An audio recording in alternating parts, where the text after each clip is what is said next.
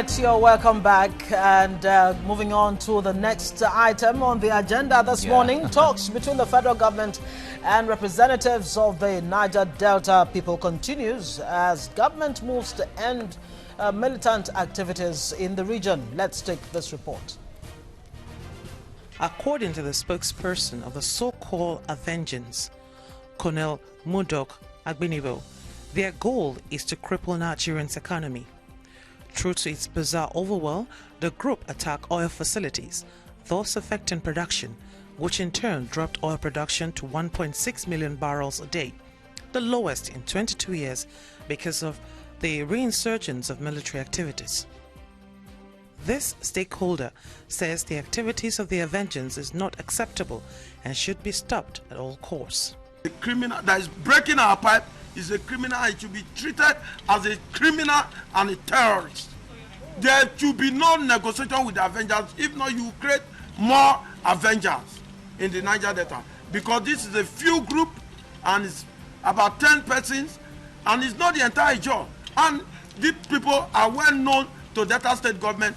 The group, which is believed to be selfish in their struggle, is setting the course of the backward development in the region. It's an issue that affects everybody in Niger Delta, including the Shekiri, the Jos, the Urobos, the Elijahs, the people from the rivers, Ekwere, Efik, whatsoever ethnic from Niger Delta are being affected by neglect. If it is what's it called, shore protection that is affecting you, it's equally affect the Shekiri people. So it's not one man struggle. And I don't believe on struggle with arms. I will never support what they are doing.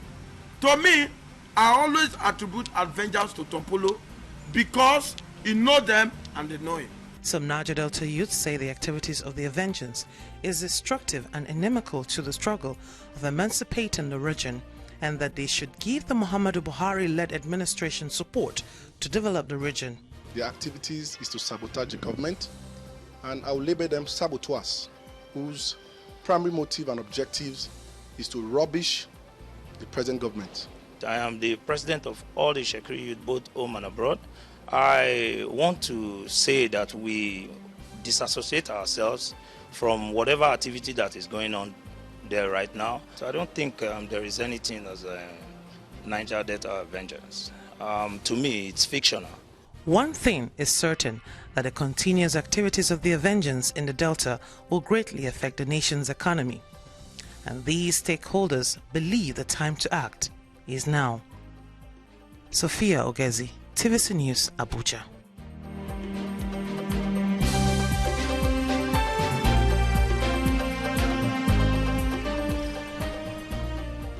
So much talk about fixing Nigeria. How do we move forward?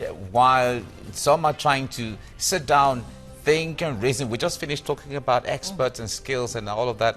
And then others say, well, we need your attention here and so on.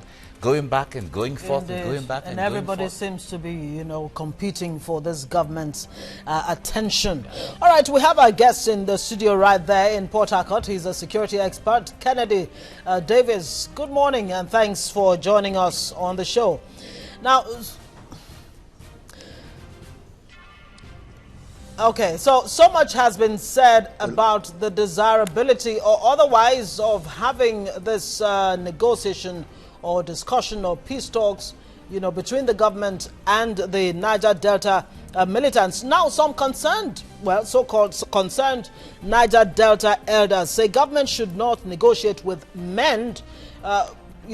For some time now, we've been hearing that MEND is actually the group that government will be negotiating with to bring about peace in the Niger Delta. Now, what's your take on this, first of all?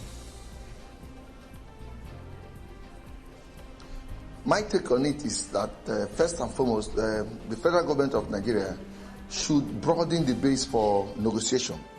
Either they are discussing with men, but they should not neglect the elders from this region. I believe, just like it is said, these Avengers or men, they are all human beings, and they come from a place. And the leaders or the elders in these communities know them. So, if the federal government negotiate only with men, keeping the elders abeyance, I don't know how they intend to achieve the desired goal. The issue of elders in here, the elders know these people and the people know the elders, as the case may be. If the elders could not prevent the youths from damaging and sabotaging this country, why should the government negotiate with elders who couldn't put their children and sons together?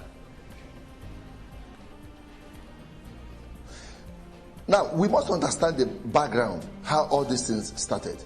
First and foremost, you must also understand also that the government of the day have preferred to reward handsomely criminality, be it in the terms of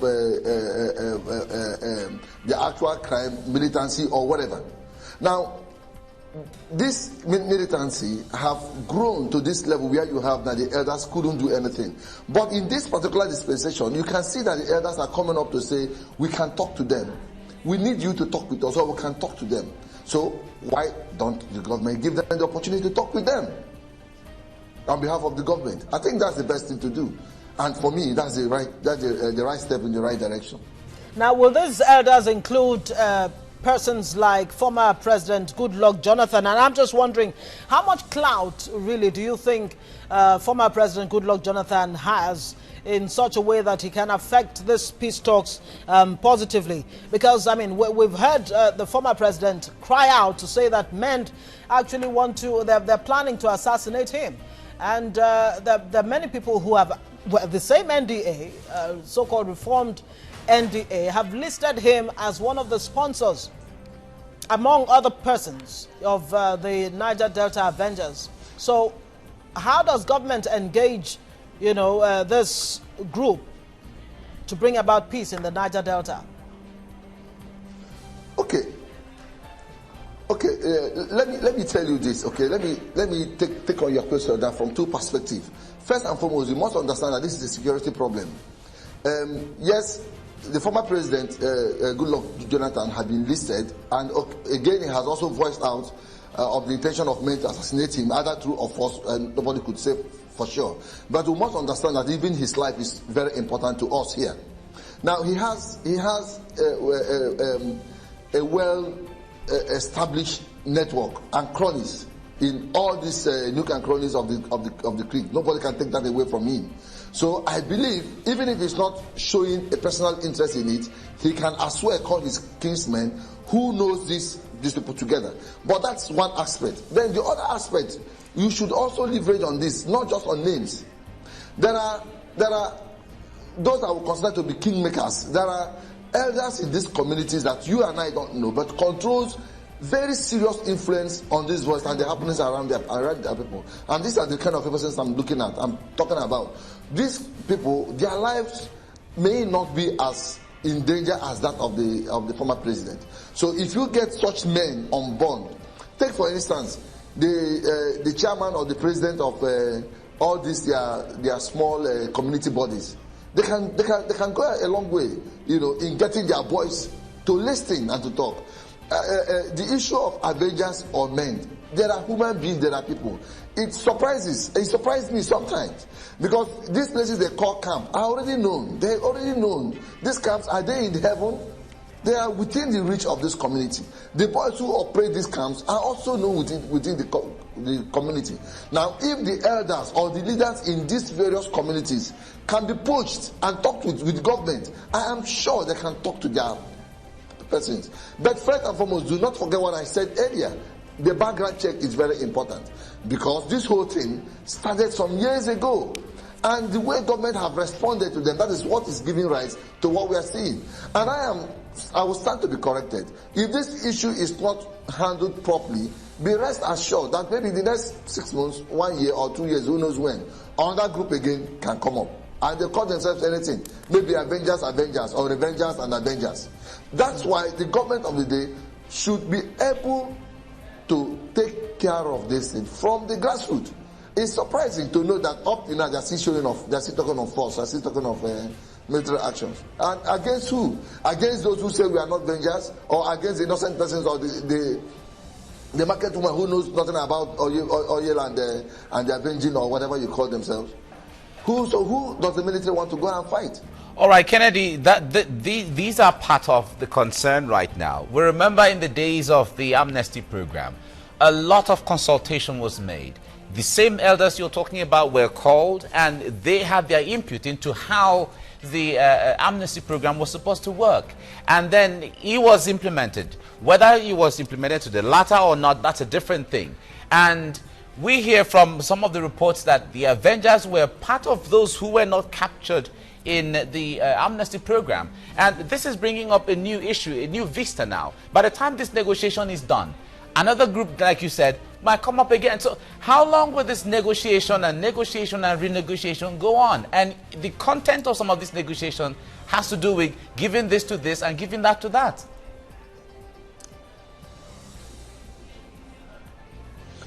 Okay, let me also rephrase myself here so I can well understood. Unfortunately, I'm on air. There are certain information I cannot let go here on air. But let me tell you this: negotiations in this case, or in most cases like this, must not always be what goes to you and what comes to you, or from where to where. Now, negotiations in this situation has to do with both the development, infrastructure and what have you, that will impact the generality of the persons living in this area. It must not be doling of cash to individuals. And I want to also say this: that is one of the areas where this amnesty we are talking about, where they even got it wrong.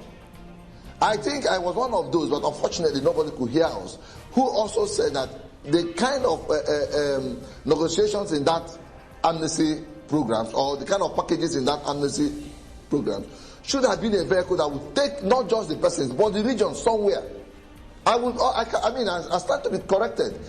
Most of these economic activities or infrastructural backwardness that we are seeing in those local governments or those communities in those days are still prevalent today, till now. So why would you have the recurrence of militancy? That's not what we are talking about when we talk about negotiation. Very good question, Kennedy.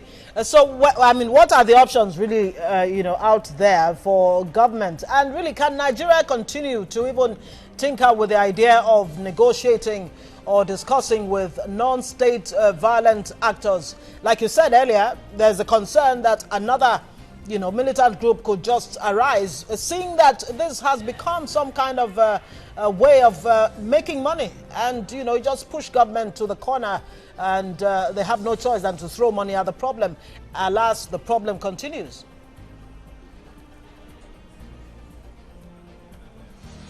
Okay, let me also tell you this. Also, let me also draw up a vista so you can understand and appreciate what I'm talking about. Now, you see, in the cliques now, we are talking about Avengers. At it from the angle of getting more money from the government. Now, outside the creek, in the other states in Nigeria, like in River State, there are other form of more dangerous and more heinous crime that is also noticed now, which has to do with kidnapping, not just one person, but kidnapping of a lot of persons in a commuter bus. So it's taking a very dangerous dimension. And now you ask the question: if government will continue the process of negotiation? Well, unfortunately, the answer is yes. But then there must be a way out. It's not just a box. Negotiation in a box. Each time you have a problem, you negotiate in a box. No. It has to be a transition. You understand? It has to be a transition. And it puts someone like me on my toes, because I believe that since the government of the day is made up of people, men of proven character, both in security and otherwise, they must by now develop a well-structured security. All right, we seem to have connectivity problems in there, but certainly we'll fix that and come back on the program. Now, this issue has been something other Nigerians are sitting down to watch. When you talk about Niger Delta, by the time we have him back on, I'm going to ask him this issue of infighting. We have, okay, fine. On the report we played earlier on, you had someone say, I am the president of the Shekiri nation, home and abroad. We've had someone here. We had someone here on the program who said, I am the president and head of the Shekiri nation, home and abroad. So when you have all of this infighting, I am the head of this group, I am the head of that group, how does this compound that uniformity that the Niger Delta is supposed to have. And that's exactly, one of the concerns that the Niger Delta elders raised in the whole idea of the government engaging men, in this discussions. They are talking about, conflict of interest and all of that. Exactly. And that is already showing up. Yeah, we have Kennedy back in here. Kennedy, well, it's good to have you back on now. Let me ask you this. We have the Ogoni, we have the Ijo, Ishekiri, Ikwere, Isoko, and so on. These are very small, in relative terms, ethnic groups within the Niger Delta. What affects the Ogoni people is almost the same thing that affects the Ijo people. It is almost the same thing that affects Ishekiri as far as degradation and deprivation and marginalization, all of these terms that are used, environmental is concerned. But when it comes to raising the voice of the people to be heard by the federal government, there seems to be some level of, this is me, I am not Ijo, I am Ogoni. Well, I am Nishekiri, I am not Ikwere, as the case may be. Doesn't this jeopardize the uniformity and the oneness of the Niger Delta, seeing that it is the same problem all of them have? Yes, your question is right and your assertions are also correct. But it's important you also know this, that the federal government of Nigeria is for all Nigerians, no matter where they come from. So particularly as a concern in Niger Delta or the Ikweres of the Shekiris, just like you mentioned, they have representatives. They have the way they organize their local communities. Now, government should go beyond these tribal things of not being this and not being that, and make sure he takes them. There we go again. We seem to have the same problem with the satellite connection there. But of course, in the midst of all of this, possibility of peace talks between the government and the Niger Delta, you have the military who have been deployed to that area, and they're waiting in the wings. They're saying if this peace talks don't go the way we expect, the option has to be activated. Indeed. And some analysts have said, look, government really has to be careful not to negotiate from a position of weakness. That whatever it is negotiating with those people, government must still be seen as a stronger force, and so they should be the ones, giving their terms. Exactly. To He's back on people. now. Okay, so it's good to have you back on, Kennedy. You were making a point earlier. I would like you to land quickly with that before I throw in my next question, so we can wrap. Go ahead, please.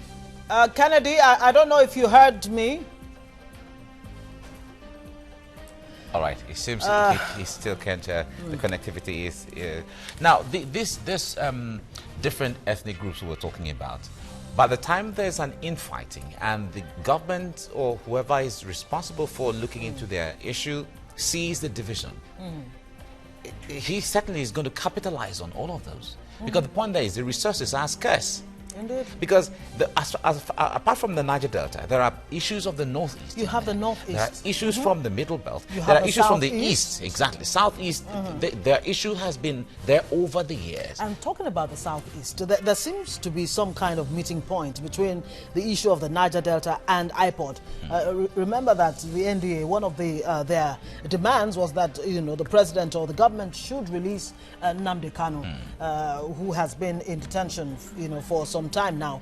And so these are all contending forces, demanding and pulling government on every side. But when it comes to that, there are discordant tunes. Yes. Because there are some agents, some factions that are coming to say, well, we are not in tandem when it comes to what your demands are. There are others that are saying, well, we are together in this demand and in this struggle, generally, as the case may be. But I think it has to do with a group or a section not maybe seeing themselves as not having the muscle to be able to draw that kind of attention, trying to align with another section, and all of that. And in the principles of balance of power, you like to align with someone who has some level of comparative advantage to be able to bolster some kind of attention.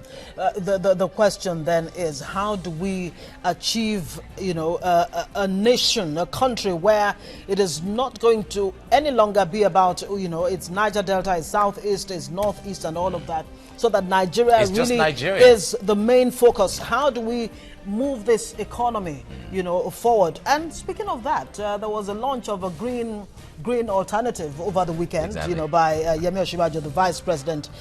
yes, Nigeria has been talking about diversifying the economy and all of that, to move away from this oil that seems to have choked us. You exactly. know? The mono economy thing Yes, and so and but it's that going to may take just be at the root of this problem, you know, that Nigeria has. And so militancy in the northeast, in the southeast, wherever, these are only symptoms but certainly of a deeper it's going to take a very problem. long period of time for all those to mature. Of course, it's a long-term project. We just discussed the comparison between Nigeria and South And South Africa not Africa. long ago. So if we are going to go beyond oil, go into solid minerals, Nigeria has all of these minerals across the world, whether platinum or diamonds or gold, as the case may be, that are deposits of all of this in Nigeria. So, but before they become an industry, to make that kind of huge contribution, it's going to take a long period of time. Indeed, and when they do become an industry, I mean, employment, the unemployment challenge will be solved. I hope you and I will still be here at that time. Default. Absolutely, and it will be a pleasure, you know, reporting All right. the progress that we've made as a nation. Yes, certainly. This is where we come to the end of today's edition.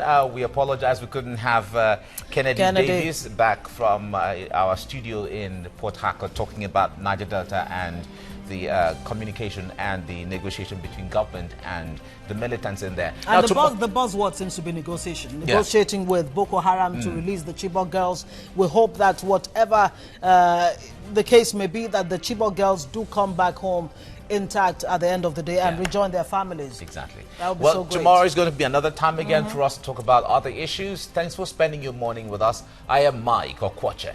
And I am Ngozi Alebudu. Have yourselves a beautiful Tuesday.